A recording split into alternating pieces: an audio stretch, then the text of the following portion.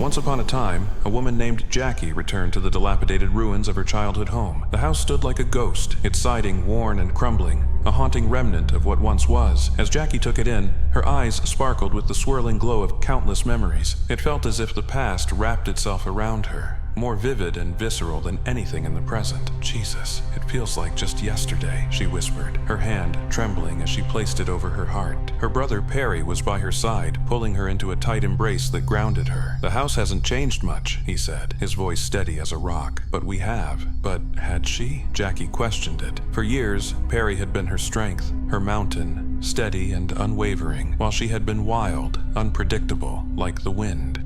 2 years sober, she was still haunted by the demons she had tried to drown with alcohol. Perry, despite everything, had never left her side, and today, as they stood before the house, it was the anniversary of her sobriety. But it was also the anniversary of something darker, the day their lives changed forever. The front door creaked open as Perry pushed it gently. The house groaned in protest, like an old memory it didn't want them to see. "After you," Perry gestured. As Jackie stepped inside, memories of their parents flooded her mind. Her mother, her father, the fire that took them both. She could almost see them in the kitchen, her mother pacing, her father slumped over the table, an empty bottle of Jim Beam beside him. They had idolized their parents after their deaths.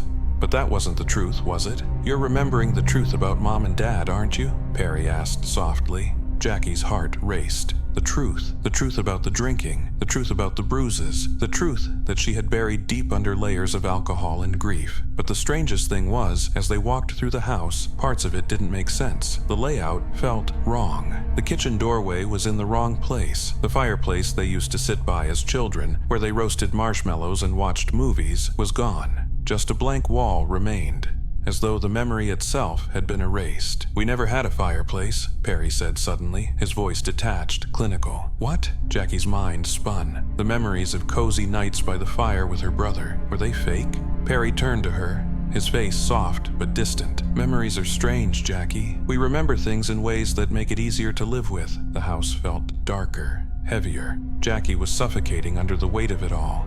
Then, Perry started up the stairs, leading her toward a room she didn't recognize. "Come with me to the projector room," he said, a smile on his face. "There's a movie I want to show you." Jackie followed him, her legs trembling as she climbed the stairs. She didn't know why, but she was terrified. When she reached the top, Perry was standing in a room bathed in the light of an old film projector. The reel clicked and whirred, and on the screen was an image of Jackie's car, twisted around a tree. Jackie's heart stopped. She knew this scene. It was the night she had been too drunk to drive. The night Perry had screamed at her to stop the car. The night their lives had changed forever. But as she stared at the screen, a horrifying realization hit her. Perry wasn't standing next to her, in the passenger seat of the car. He had died that night. The day she had finally quit drinking wasn't the day she saved herself. It was the day she lost him. The room twisted and warped around her as the truth clawed its way to the surface. Perry wasn't there. He had never been there. And yet, Jackie had spent the past 2 years, every day, every memory, with him by her side.